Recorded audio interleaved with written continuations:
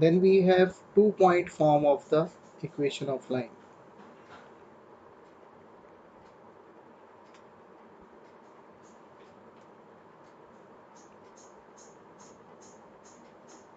It says if a line passes through x1 y1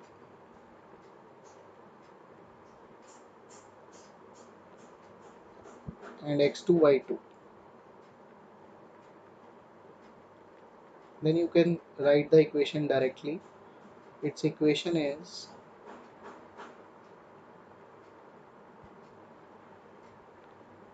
y minus y1 is equal to y2 minus y1 over x2 minus x1 into x minus x1. तो basically है क्या, आपने पढ़ा है ये formula, this is the formula for slope. तो अगर इसको मैं स्लोप ही लिख दूं तो ये पॉइंट स्लोप फॉर्म बन जाती है। तो एक तरह से ये पॉइंट स्लोप फॉर्म का ही दूसरा रूप है। क्यों? क्योंकि अगर 2 पॉइंट्स, पासिंग पॉइंट्स हमें मिल गए तो वहाँ से हम स्लोप कैलकुलेट कर लेते हैं और फिर फॉर्मूला वही आ रहा है y minus y one m times x minus x one. तो इससे हम इक्वेशन ऑफ लाइन निकाल सकते हैं। जैसे for example, find equation of line passing through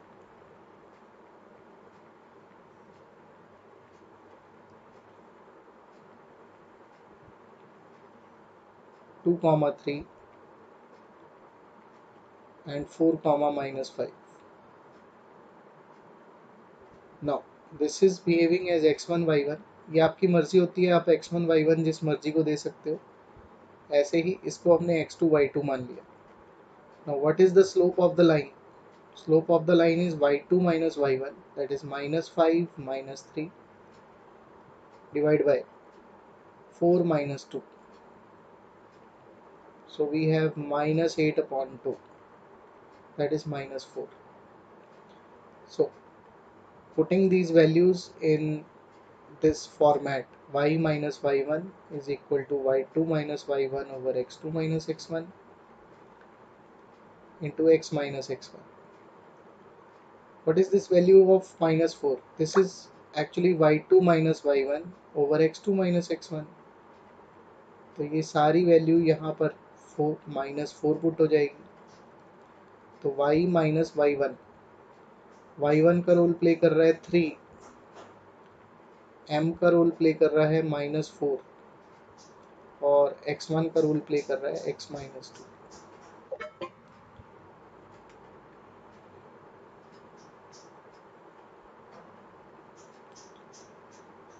So we have the equation as y minus 3 equal to minus 4x plus 8। तो हम इसको रीशफल करेंगे तो आएगा 4x प्लस वाई, 3 को उधर ले जाएंगे तो ये आ जाएगा 8 प्लस 3 11। अब बच्चा कहता है सर आपने x1 y1 को कौन सा पॉइंट लिया, आपने इसको x1 y1 माना। अगर मैं इसको x1 y1 ना मानते हुए मैं इसको x1 y1 मानूं तो क्या मेरी इक्वेशन डिफरेंट आएगी? अभी चेक कर लेते हैं। Then also the equation of the line should be same.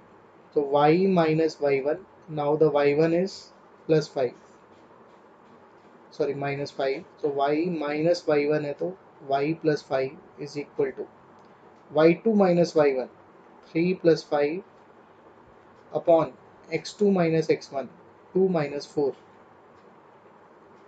into x minus x1 यानी x minus 4। देखिए यहाँ पे x1 y1 की वैल्यू 2 और 3 पुट हो रही थी तो ये इक्वेशन लाई थी। अब हमने बिल्कुल डिफरेंट पुट की है, हमने x2 y2 जो पहले था उसे अब x1 y1 माना है।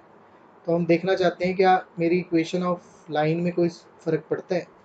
पहली बात तो स्लोप में देखो, स्लोप में भी कोई फ़र्क नहीं है। 8 अपॉन माइनस 2, पहले भी स्लोप माइनस 4 थी, अब भी स्लोप माइनस 4 है, यानी स्लोप में तो कोई फ़र्क नहीं आ रहा। अब आप क्रॉस मल्टीप्लाई करेंगे, minus 2 times y plus 5 is equal to 8 times x minus 4। आप चाहें तो पहले कैंसिलेशन कर लें, तो ये बना minus y plus minus into plus becomes minus, so y minus 5 minus y minus 5 is equal to 4x minus 16। तो हम y को उधर ले आएंगे, 16 को इधर ले आएंगे, तो ये बनेगा 16 minus 5 is equal to 4x plus y. तो देख लो जी, सेम इक्वेशन इज ऑब्टेन्ड। अगर आप x1 y1 को इंटरचेंज भी कर देते हो x2 y2 के साथ तो कोई फर्क नहीं पड़ता।